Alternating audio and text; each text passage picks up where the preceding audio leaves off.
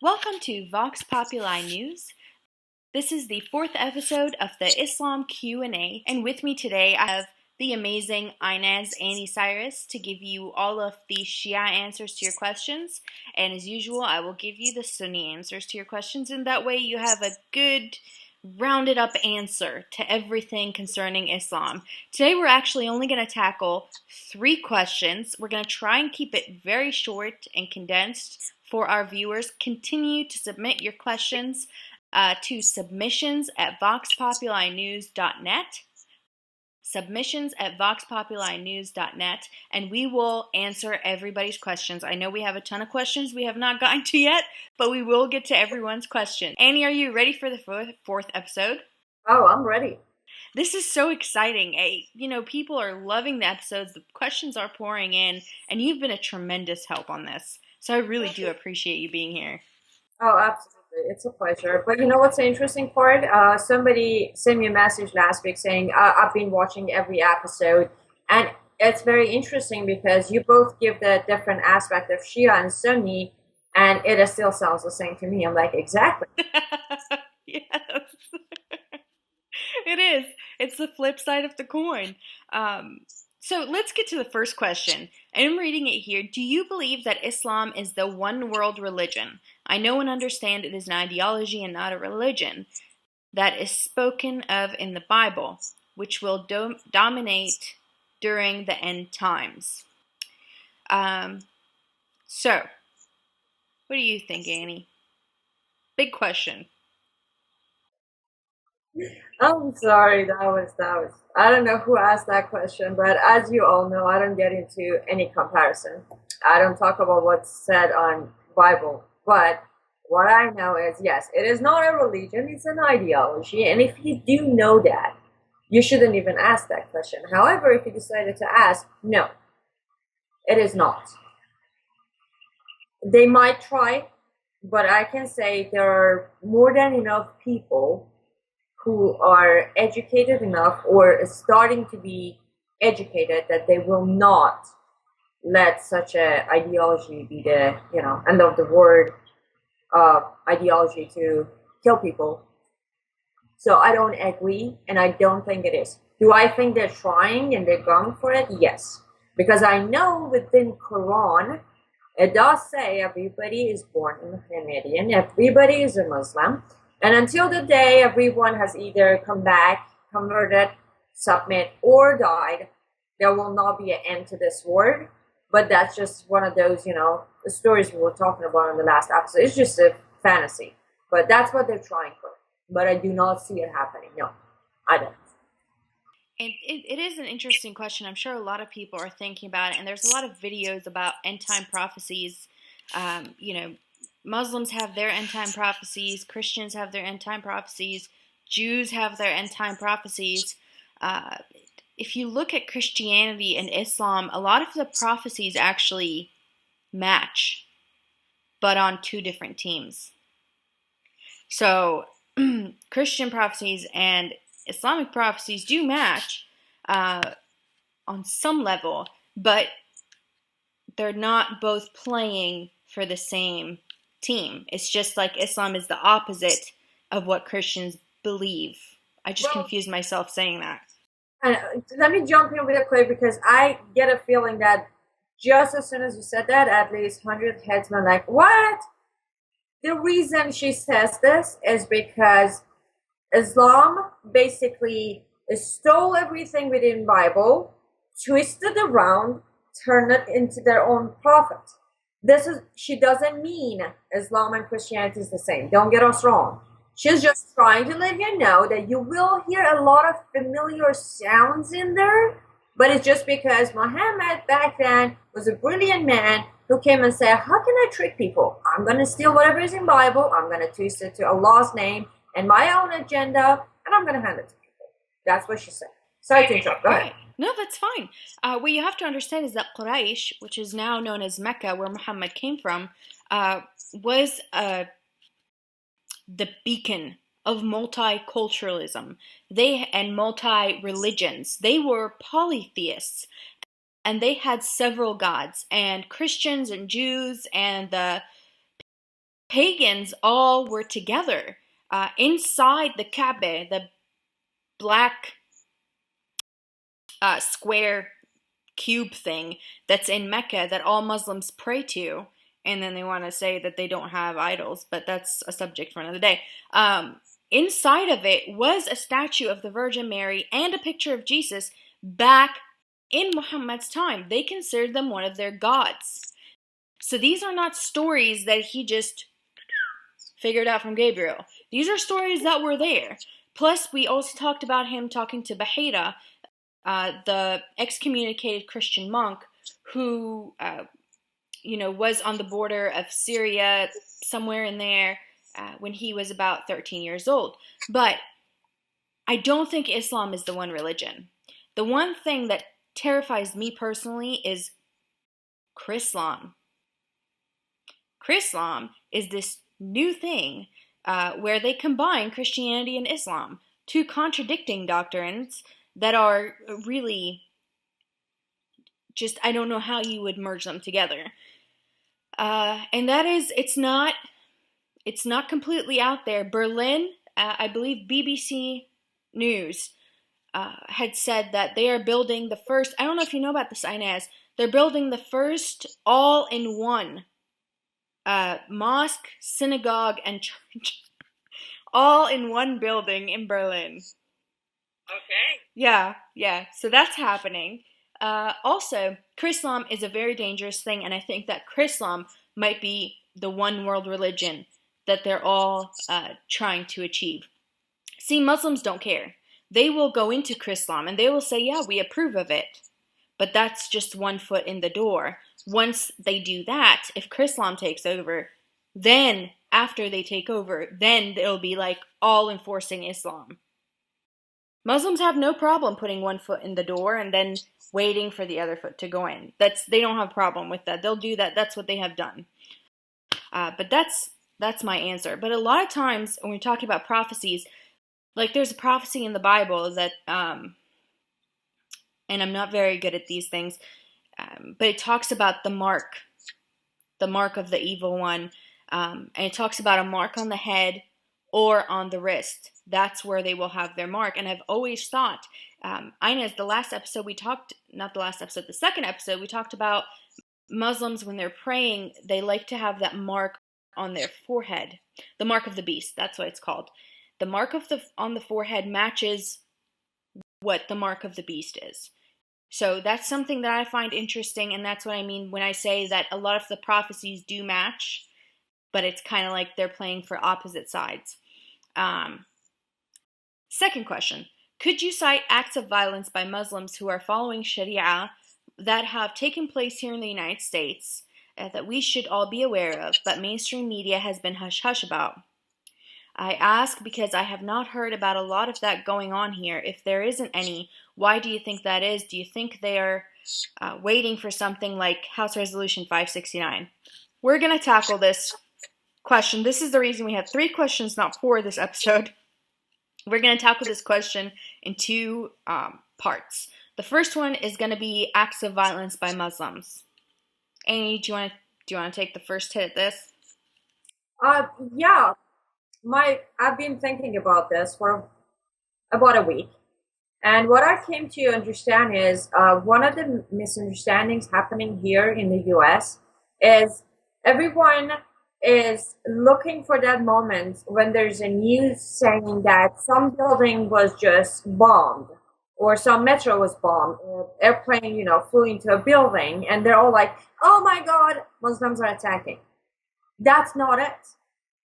Every single day, there is an actual act of terror or violence by Muslims everywhere. And now another thing, I'm going to quickly jump back and forth is, another thing is, we need to stop being solely concerned about what's happening in the United States, because you need to know what's happening everywhere else in order to be prepared. So when it happens here, you're not completely caught off guard. Meaning, we need to stop just concentrating on, well, this city is getting really bad, that city is still safe. No, you need to realize that Middle East is completely out of control. Completely out of control. You don't actually hear on the news 1/3 of what's happening over there. Not just extremists versus extremists where ISIS is fighting the Muslim Brotherhood, that guy's fighting that one. No, just with normal people in their town. They are being violated every day. They're either being raped, sold to marriages, arrested, going to prison, executed. All that is happening literally daily. So you need to keep yourself educated on those areas too. And then we come to Europe. I literally hear every day, I have my supporters come to my page from Europe sending me news. This just happened, that just happened, this just happened. Every day, the number of rapes are so ridiculously high, it's literally forcing non-Muslims to stay home and not to step out. They're being cornered. Now, on one of my interviews, I did mention that that's the biggest mistake. Don't let them corner you. Push back. I'm not saying fight them physically or be violent, no. But don't give in. Don't stay home. Educate you or prepare yourself to fight back if anybody's trying to rape you. But don't stay home just because you're afraid they're gonna. But if you think of it by definition of terror, it's terrorizing people.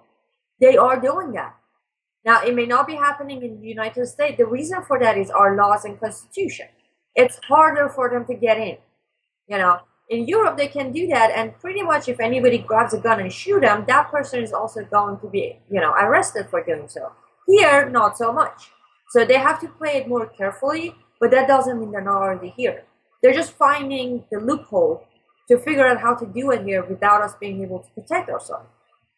So that being said, yes, you may hear whatever happens as far as extremely agonizing bombings and attacks, but every day, just take it this way, every single day while you're living your life, one person at least is being violated in Europe and Middle East, and you do not know about it.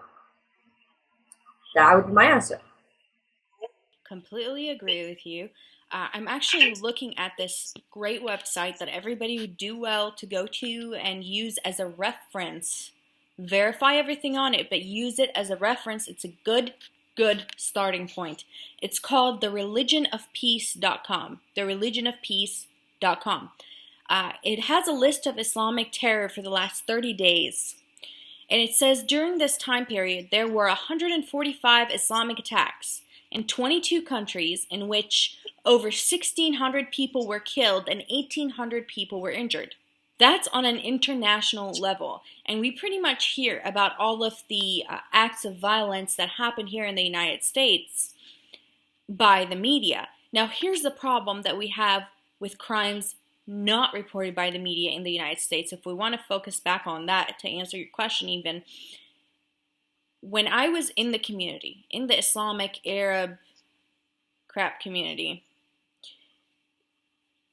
I would have been able to answer that question much better. Here's what happens. When you have a problem in the Islamic family, it is handled by the head of the house, that would be the father. Okay? Now, if it gets out of control for the dad goes to the mosque, he confers with his brethren and his sheikhs and imams and whatever, and they decide what they're going to do with it.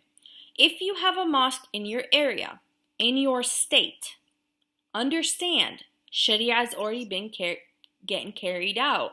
Now, you know about all the honor killings that take place, but there is even another evil, perhaps we should say, that is taking place. The people that go missing. These are not people that are usually reported missing. Somebody will say that Fatima, for example, Fatme, didn't come to school for high school.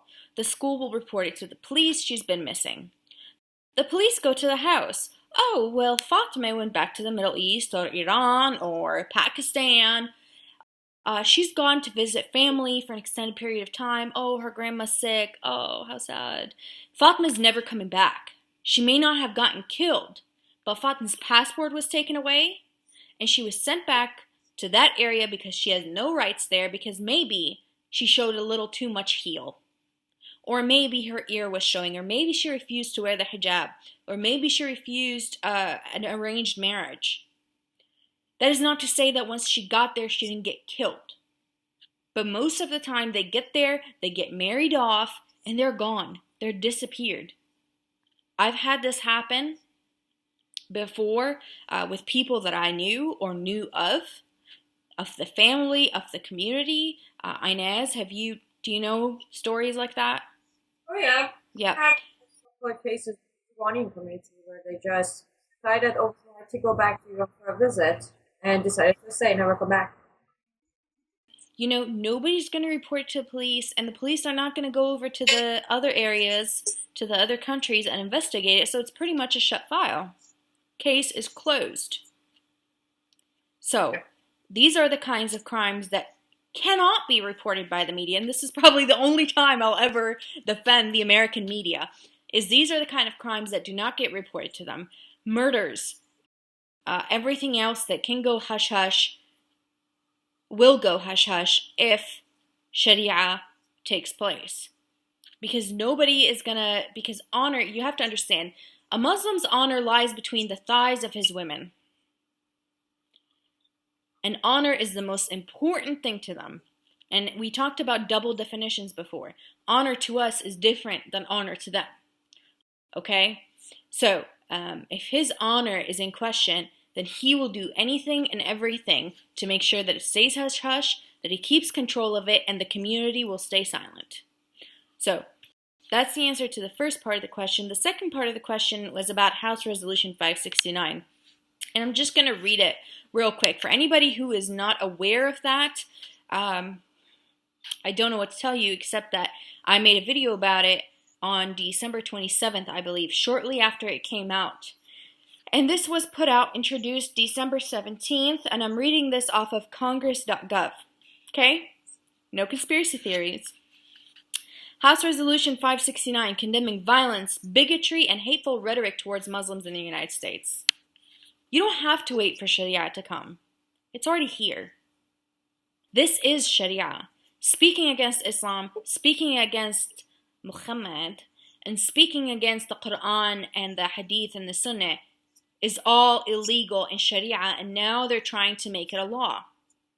Now, I would suggest that you look it up. I'm going to put a link. Look it up and look at those representatives. And I've actually tried to reach out to some of them for an interview. None of them wanted to talk to me. I don't know why. I'm such a nice person. Anyways, point is, House Resolution 569 encourages local law enforcement to take action against people like Aynaz and I who are speaking out against Islam. Since when is this okay? We like blasphemy in this country. This is what we do. We like hateful speech. We like people pissing other people off. I mean, for goodness sake, our first act as a country was to get rid of a king. And now we're going to bow down before Sharia? Not on my watch. That'll never happen here. Because you know what? I've lived in the Middle East where you can't say stuff like this. And we have nowhere else to go, for one. For two, this is our country. And although I'm very proud of my Hebrew heritage, and I'm sure Aynaz is very proud of her Persian heritage, this is our country. Do not mistake us. We are patriots, and we will not allow this to happen. That's my answer for 569. You go ahead, Aynaz. Okay. Well, yeah. It's, in a way, for people, it might be, it's just the talk of it. For people like me and you, we know it means Sharia is already here. Now, I wouldn't be so concerned about it if we didn't have someone named Hussein Obama in the office. But because he's there, I am very concerned about it. Because as soon as it does take place, and I'm not saying if it does, I'm saying as soon as it does, just make sure you get that, it will take place.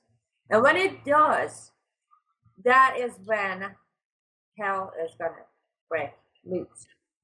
Because this is where the actual meaning of racism is going to start. Until today, me and you were called racist, Islamophobe, bigot, all those lovely names, which none of them actually make me laugh. But the point is, the real meaning of it is going to start. It will get to the point where Americans, as you said, Americans are not going to sit back and just watch it happen. But sadly, they are waiting way too long. They're making sure it happens and then they will attack. Well, why? Why can't we attack it now? Again, I go back to where I say, I am pretty sure it says, we the people. There are way too many ways to turn this down before it even gets to the next step. But no, unfortunately, a lot of our fellow Americans prefer to sit back, wait for it to happen, and when it does, then we do something about it. The sad news is you can't. Here's what happened. Again, I go back to history of my country, Iran. Iran turned into Islamic Republic of Iran, and within 2 weeks, the first law came out. You talk against Islam, Muhammad, Allah, or Quran, you'll be in trouble. The first trouble wasn't we're gonna kill you. First was we're gonna keep you in prison. Then it was we're gonna cut your. People got their tongues cut out. Go, as Farrah said, go do your research. We had Iranians who talked against Khomeini, which was the supreme leader, Quran, Allah, Muhammad, anything related to Islam or Sharia law, and their tongues were cut out. And again, it's not because Khomeini was just making things up. No, every law came from Quran. Then it got to where, you know what, we're going to kill you. We're going to kill you. Within 1 year after the revolution, 2,300 people were killed because they spoke against Islam, Sharia, Muhammad, Quran, all that whole shebang. So sad news is we're going to lose a lot of our people before we can stop them. So wake up. Wake up. Put whatever it is you're doing aside. You know, if you're reading a book, I doubt it. Watching whatever series it is you're watching a video on YouTube, put it aside, go to that website, read up, then start coming up with plans. Do something. Our forefathers started shooting over a tax. I can't tell you how much this gets me infuriated. It was a freaking tax that got King George kicked off of his throne. A tax. It's disgraceful and dishonorable. We'll move on to the next question. I have been listening to Jay Sukulow, American Center for Law and Justice. Back in 2015, the soldier had intervened and stopped an Afghanistan officer from sexually assaulting a 12-year-old boy. The Center for American Law and Justice is actually now trying to fight for that soldier. I absolutely am with him, 100%. Aynaz, pretty much the same. The ACLJ is defending him and petitioning the government for reinstatement. I have been listening to some of the former military officers and soldiers call in the ACLJ show and say that in the culture, the women are for reproduction and the boys were for pleasure. Is this true in regards to Afghan culture? In terms of my answer for that question, I don't know a lot about Afghan culture. I have heard this from Afghani people. And this is not something, unfortunately, that is limited to the Afghanis. I've heard it being said, the whole women are for reproduction, little boys are for pleasure. I've heard it in Saudi Arabia. I've heard it in the UAE. I've heard it in Jordan. So it is more than the Afghan culture. Now, what I can tell you is homosexuality is punishable by death in Islam. However, I'm going to go over a couple of verses from the Quran that talk about some of the rewards in heaven for Muslims. Okay, so try and follow with me. This is kind of disgusting, but please hang in there. Chapter 52, verse 24. In Arabic, it says, وَيَطُوفُ عَلَيْهِمْ غِلْمَانٌ لَهُمْ كَأَنَّهُمْ لُؤْلُؤٌ مَكْنُونٌ. In English, the translation from Quran.com is, there will circulate among them servant boys. And servant is in parentheses because it doesn't actually say servant in the ayah, in the verse. So the actual translation of the verse is, there will circulate among them boys for them, as if they were pearls well protected. And then there's another verse, chapter 76:19, that says, وَيَطُوفُ عَلَيْهِمْ وِلْدَانٌ مُخَلَّدُونَ إذا رأيتهم حسبتهم لؤلؤا منثورا. There will circulate among them young boys made eternal. When you see them, you would think them as beautiful as scattered pearls. I know you probably just vomited in your mouth a little bit, but I'm sorry, we had to answer the questions. So it's apparently a reward in heaven to have little boys running around made eternal, so they will be eternally Peter Pan, eternally a little boy. As far as, this is so hard to talk about. So this is where they can get a fatwa, or this is where they can make it so where it's okay to have a little boy for pleasure. All you, Annie, I have nothing else to say about this. Yeah. Okay, so yes, it is within the culture of Afghan people.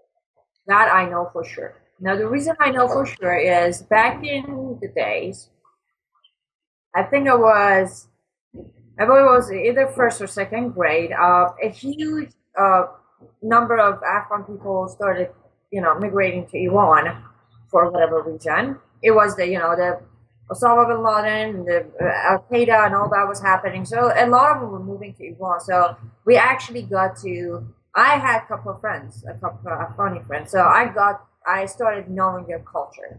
Even one of the movie makers in Iran has made a couple of movies about Afghan kids and their life and stuff like that. So I can say for sure, yes, it is. Now, I want to rephrase that to this is not an Afghanistan culture.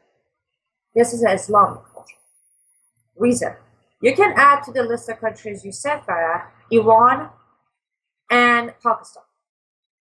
Now, in Iran, it's not practiced as much in a way because between Pakistan, Afghanistan, and Iran is the more educated, up-to-date country. However, it is very much practiced within the authorities, meaning the supreme leader, the imams, the sheikhs, and all of those leaders. And what you read off of Quran, it's absolutely sickening. Now, here's how it's explained in Shia, because we had to read the explanation of why is it rewarding for your boy to be either gifted to a sheikh or imam, only a sheikh or imam, or to be sent off to war where he be killed for Allah. And the reason for it is, again, I'm just a messenger, don't shoot me. I don't believe in it. But within Islam, as you know, there is an age of 9 for a girl to become a woman, and then it's the boy where there's this argument of between 14 and 16. Now, within the Shia Hadith, it's the 14. So if the boy is under age of 14, he's not a man yet. So you're not committing the crime of homosexuality. You are committing the pedophile crime, which is all right within Quran. So when you're raping an under 14 boy, you're just having a pleasure off of an infant or a kid. There is no sexuality to it yet. Yeah, it's ridiculous, but this is how it's explained in Islamic culture. So under the age of 14, it's all right because God or Allah gave the Muslim man the right to please himself. There is a hadith. Don't ask me.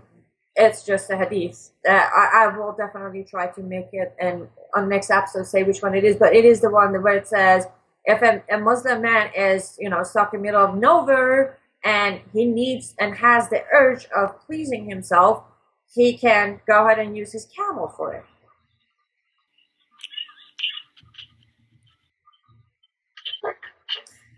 Yeah, I work so much to keep a straight face on that. It's authorized because Allah says, or no, I'm sorry, the hadith is by Muhammad. Muhammad says a man cannot have the distraction of the urge of a need for a sexual act and a pleasure because that will make him far from Allah.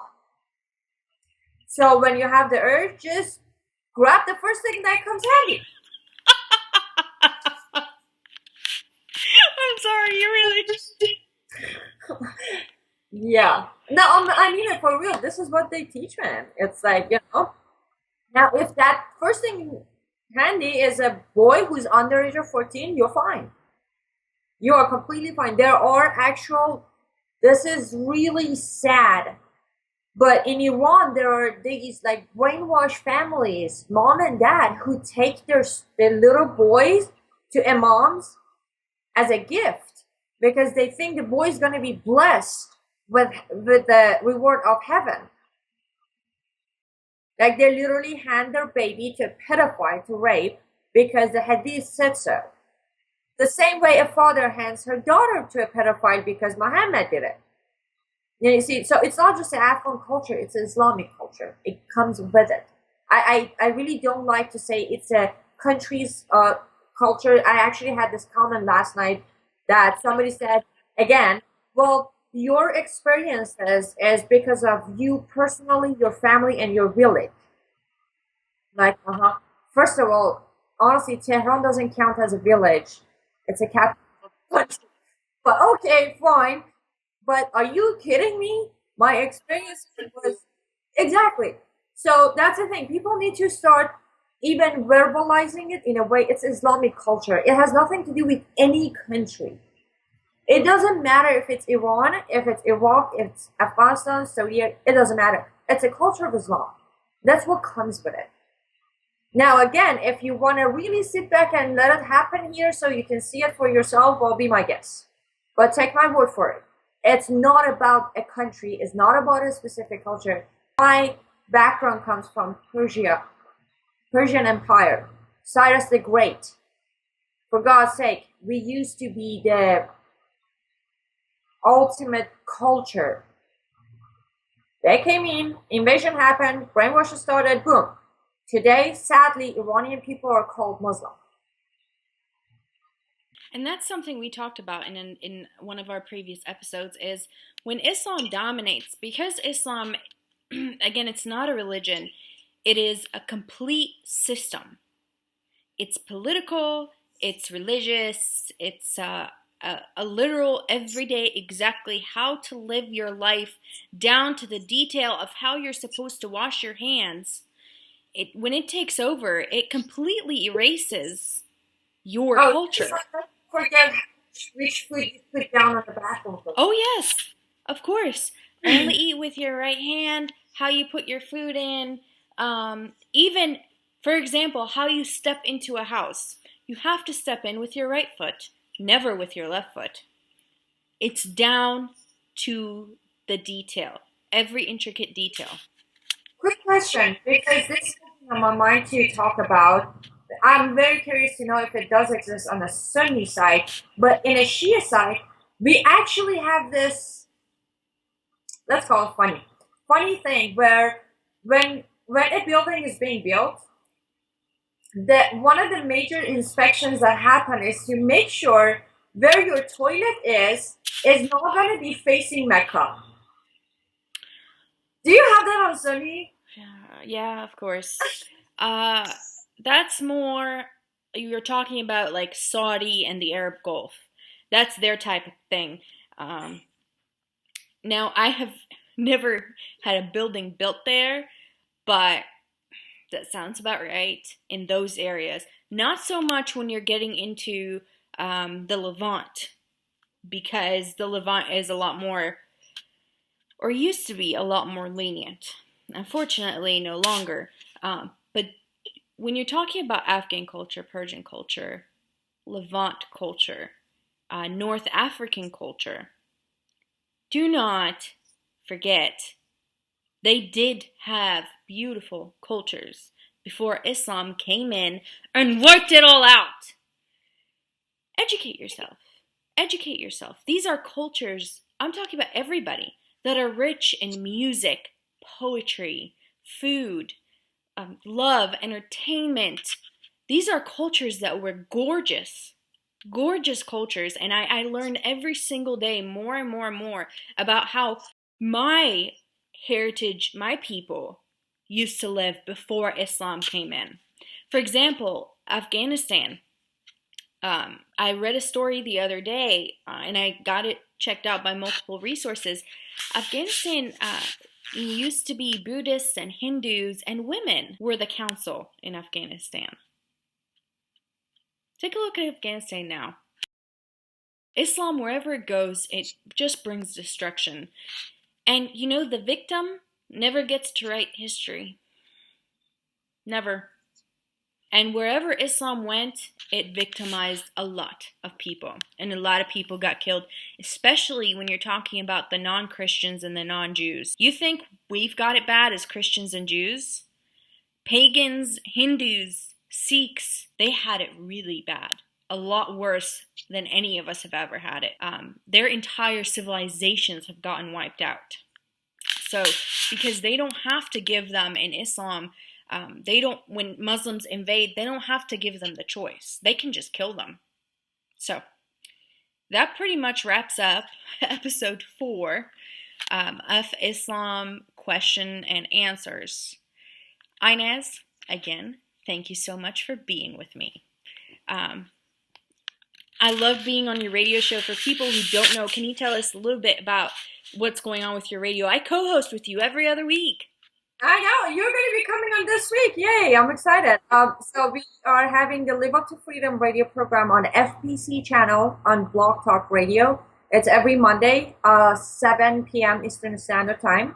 And every other Monday, we have you on the show as a co-host, which would be this Monday. So everybody tune in. You can go to Blog Talk Radio /FPC Radio 2015, and you will see all the episodes. You can listen to them on archive, or for a live episode, make sure to tune in every Monday, 7 p.m. Eastern Standard Time.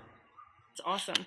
And we also are going to continue recording our episodes every single week. Every single week you're going to see an episode.